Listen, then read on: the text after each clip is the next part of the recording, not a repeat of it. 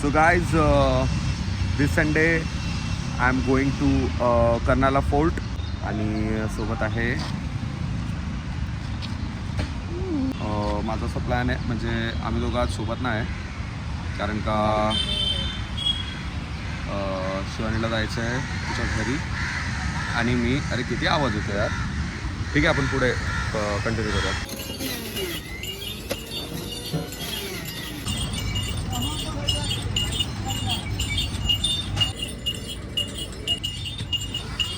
खून का प्यासा हूँ मैं.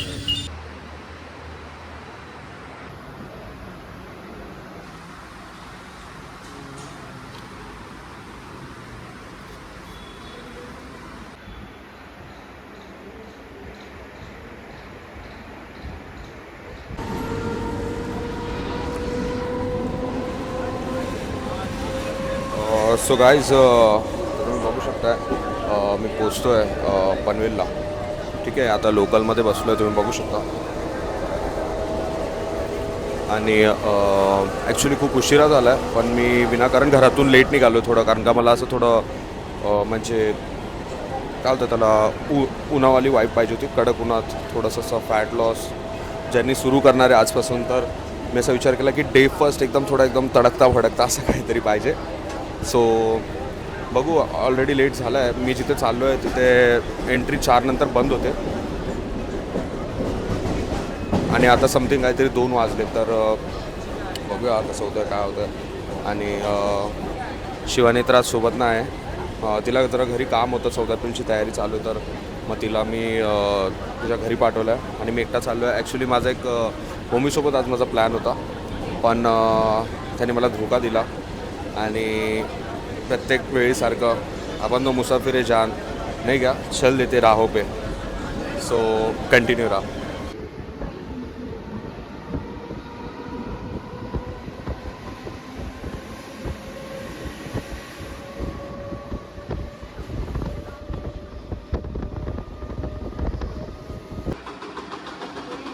सो गाईज, आपल्याला सफर करताना एक भाऊ आपले भेटले, विशाल दुबे, डिफेन्समध्ये आहेत आणि खरंच खूप बरं वाटलं त्यांच्यासोबत बोलून.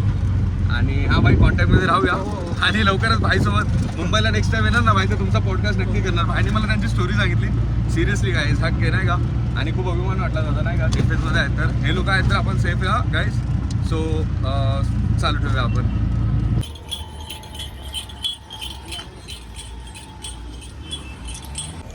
सो गाईज, तुम्ही आता मी एक जी व्यक्ती होती माझ्यासोबत विशाल दुबे करून, डिफेन्समध्ये होते ते.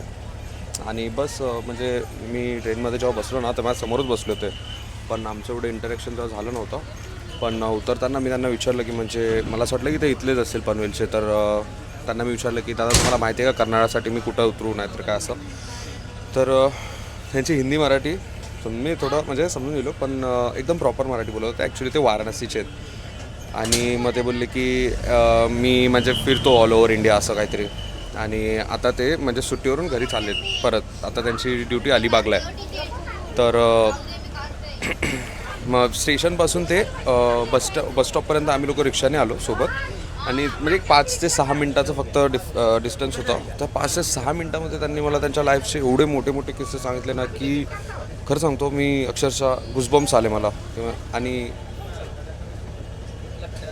आणि खरंच खूप म्हणजे खूप मोटिवेट केलं मला त्यांनी म्हणजे. आणि एक त्यांनी मला लाईन्स म्हणजे एक बोलता बोलता असे बोलले की मला आहे ना माझ्यासमोर 10 जण पण असले ना तरी मी त्यांना धूल छटवू शकतो. आणि असं त्यांना बेहाल करू शकतो ना की म्हणजे माझी आठवण पण येईल ना तर जमिनीवर असे हात मारतील. आणि म्हणजे लिटरली म्हणजे ते सांगायचं त्यांचं मोटिव्ह होतं की एवढं वजन त्यांच्याकडे असतं ना खांद्यावर, आणि ते गन रायफल आणि ते कुकरी आणि ऑल सगळं सामान घेऊन ते डोंगरावर चढतात, एवढं उन्हामध्ये काम करतात. हे ऊन जे ते आता मी ह्यानं एवढा घामाघूम झालो आहे हे तर नथिंग आहे बोलतात ते माझ्यासाठी. म्हटलं वाव. आणि एक लाईन त्यांनी मला सांगितली, मी नोट करून घेतली, ती एवढी भारी वाटली ना मला, म्हणजे रिलेट झाली मला नाही. तर ती लाईन अशी होती की हिम्मत ना हारो हजारो को मारो.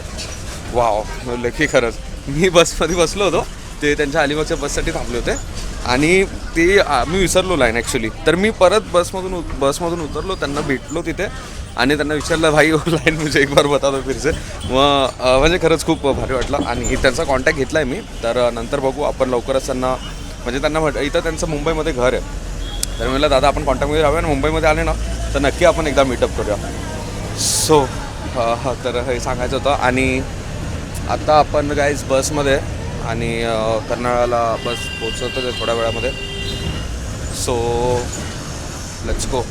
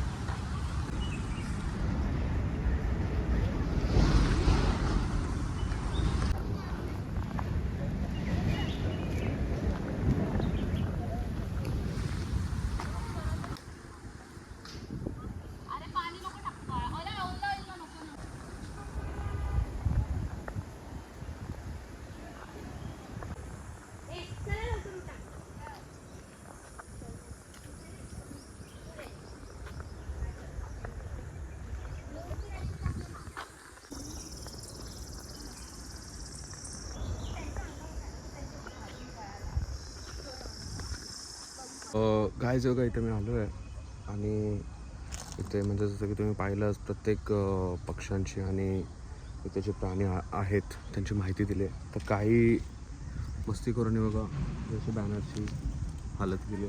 काहीच गरज नाही करायची है ना. ठीक आहे म्हणजे बाहेरून कोण येतात गेस्ट टुरिस्ट तर त्यांना तेवढी इन्फॉर्मेशन त्या गोष्टीची. सो प्लीज असं काय करू नका. आणि खरंच खूप भारी फील होतं. आणि ऊन तर आहे पण खरं असं वाटतं की गावी आलो मी. नदी दाखवतो नदी.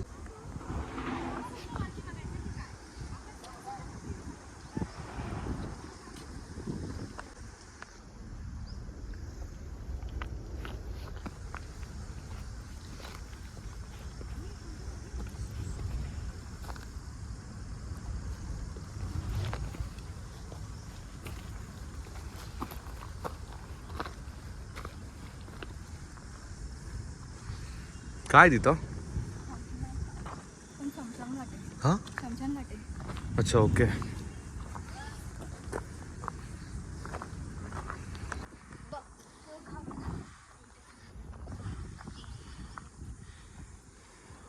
चला काय तिथे जाऊ वर.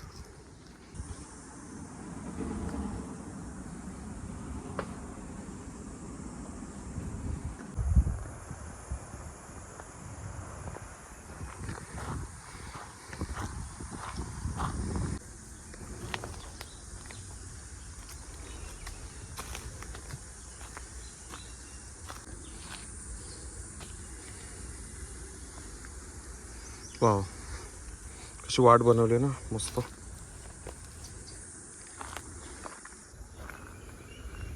टकाचोर.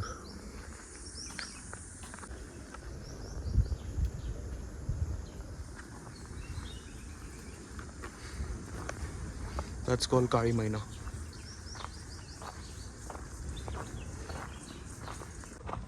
सो गाईज तुम्ही बघू शकता आतापर्यंत थोड्या वेळ अगोदरपर्यंत माझ्यासोबत म्हणजे काय होते माणसं. एक दोन मुली होत्या लहान आणि एक वृद्ध होता. पण आता माझ्या पाठीमागं तुम्ही बघू शकता क्लिअर कट आणि पूर्ण आजूबाजूला कोणच कुठं लांब लांबपर्यंत दिसत नाही. सो आणि कसं जंगल टाईप एरिया आहे. तर तुम्ही जे इथे येऊन जाता त्यांना माहिती एवढं काय म्हणजे रिस्क नाही आहे. पण काय सांगता येत नाही ना. तर सेफ्टी घेऊन चला सोबत स्वतःची. आपण तर लागलेली मध्येच असतो. तर आता इथून आपल्याला जायचं आहे सरळ दिशा. सरळ सरळ.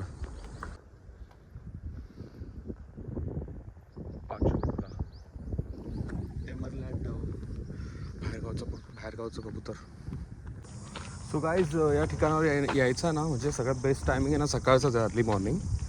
बट जसं की मी तुम्हाला सांगितलं, मी मुद्दाम या वेळेवर आलो आहे कारण का हे जे स्वेटिंग होतं आहे ना, मला हे करायचं होतं खूप टाईमपासून. म्हणजे अशी हार्डकोर एक्सरसाइज आणि एवढं स्वेट म्हणजे खूप टाईम झाला. सो त्यासाठी स्पेसिफिक त्यासाठी मी इथं आलो आहे. आणि मी याच्या अगोदर पण आलो आहे कर्नाळा फोर्टला. माझा एक चुलत भाऊ आहे सोंटेश करून, त्याने नवीन नाटकं चालू केली होती यूट्यूब चॅनलची. तर त्याच्यासोबत मी माहिती असेल काय माझ्या व्ह्युअर्सना. तर वाव, हे बघा तुला असं वाटतं ना हॉरर.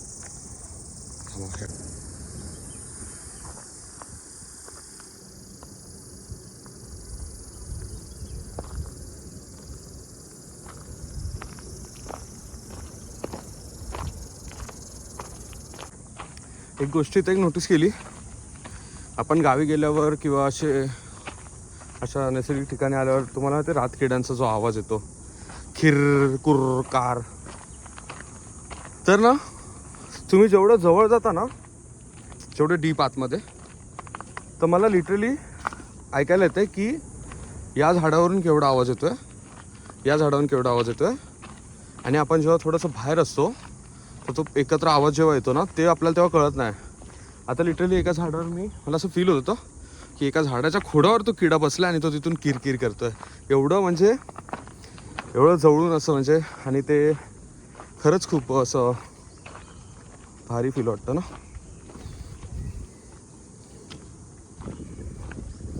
सो गाईज वाव, इथं थोडंसं असं जरा सावली आहे तर थोडंसं इथं रेस्ट करूया.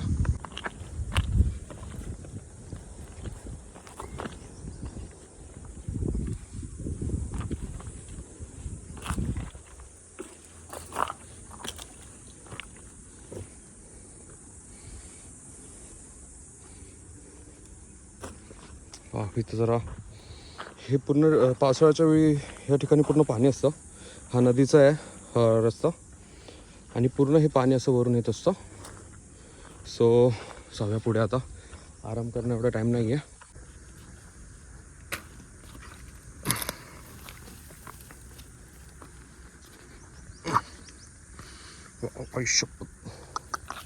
आयुष्यपतच काटेत, बापरे लय डेंजर काटेत ते पण. सर गाईस मला फुल पॅन्ट घालून यायला पाहिजे होतं, लय भयंकर काटेत. बापरे.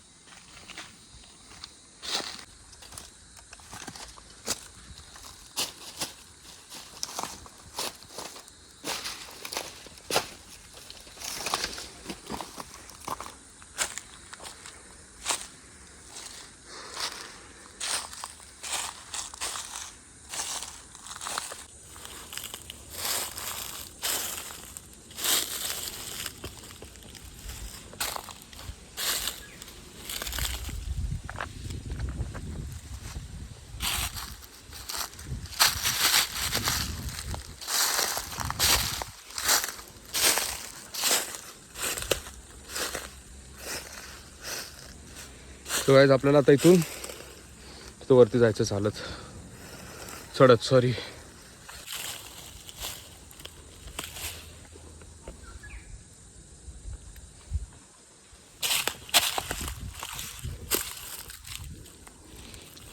गाईज जास्त वेळ मी कॅमेरा ओपन नाही ठेवू शकत इथे, कारण का एका हाताने कॅमेरा तरी तुमच्यासाठी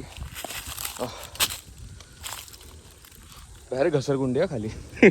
थोडीशी चूक झाली तर डायरेक्ट घसरगुंडी.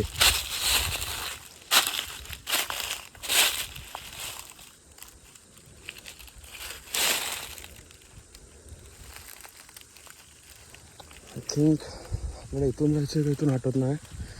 ठीक आहे, मी रस्ता बघतो मग नंतर व्हिडिओ चालू करतो. सो गाईज तुम्ही बघू शकता आपल्याला इथून अजून वरती जायचं आहे.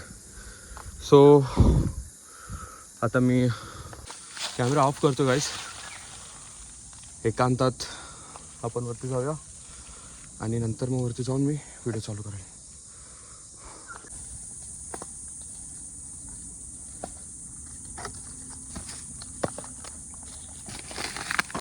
गाईज इमॅजिन करा की अशा जंगल टाईप एरियामध्ये तुम्ही फसला, तुमच्या मोबाईलला नेटवर्क नाही, मोबाईलमध्ये फक्त 1% चार्जिंग आहे, लांब लांबपर्यंत तुमचं ऐकायला कोणच नाही. कशी उदास होईल ना.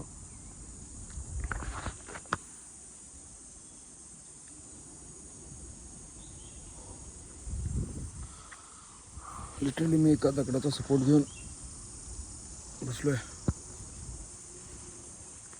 खाली जायला भीती वाटते, परत वरती जाऊ का नको विचारतं.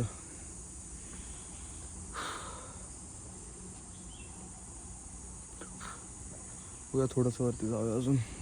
I am so sorry guys, पूर्ण तर ट्रेक नाही करू शकलो मी, पण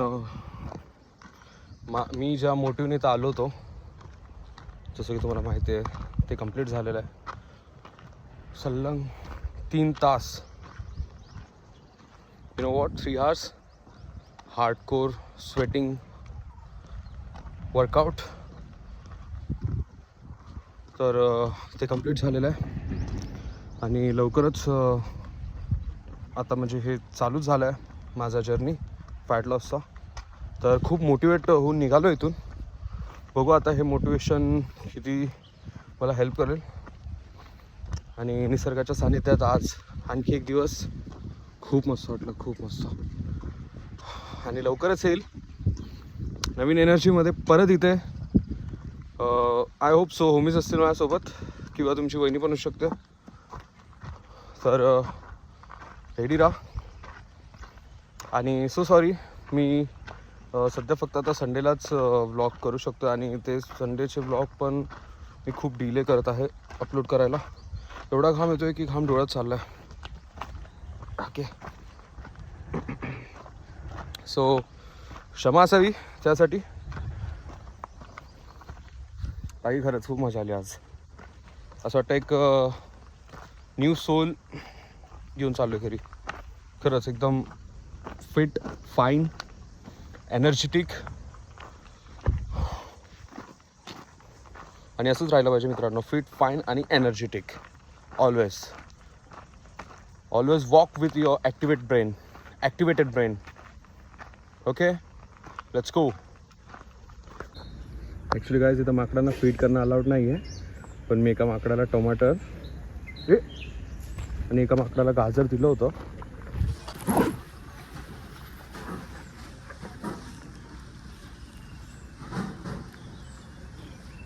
आखरी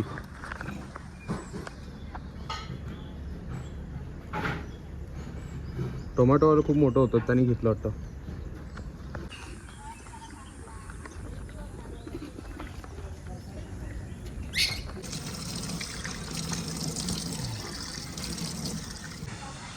सो गाईज बघू शकता घामाने फुल हालत बेहाल झाली. हे जे आहे ना, हे फक्त आता मी फेस वॉश केलं तर म्हणून थोडंसं, बाकी टोटल स्वेट आहे. आणि तर चक्करसारखं वाटत होतं खूप टायमानंतर एवढं वर्कआउट केलं. तर प्रमोशन नाही करत आहे, पण खूप चांगली गोष्ट आहे. होतं की नॉर्मल मी टँक किंवा ते एक पॅकेट येतं, एक छोटंसं काय होतं त्याला, नाव नाही आठवतं, मेडिकलमध्ये, ते पण घेऊ शकतो. आणि मस्त इथे थोडंसं धाबा टाईपमध्ये झुणका भाकरी ऑर्डर केली आहे. तर बघूया कशी टेस्ट आहे आणि ट्राय करूया. सो गाईज आपली भाकरी आणि झुणका आलेला आहे, पाहू शकता. वाव, स्मेल तर फुल गाववाली वाईब येते इथे.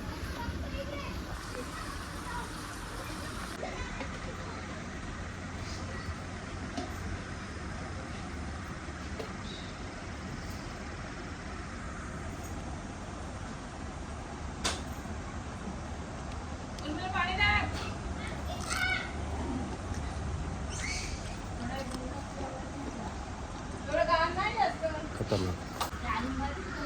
मावशीने एवढं छान बनवलं ना बेसन आणि भाकरी, खरं सांगतो आजीच्या आजची बेसन भाकरीची आठवण आली अरे सिरियसली. काहीच खरंच झुणका भाकरी एवढी टेस्टी होती ना. मी तर 2 वाटी झुणका आणि 4 भाकरी मस्त पेलली बाई, मस्तपैकी एकदम. आणि ठीक आहे असं वाटतं आहे म्हणजे की वर्थ इट झालं. आणि आता बघू डेस्टिनेशन आपलं वे टू होम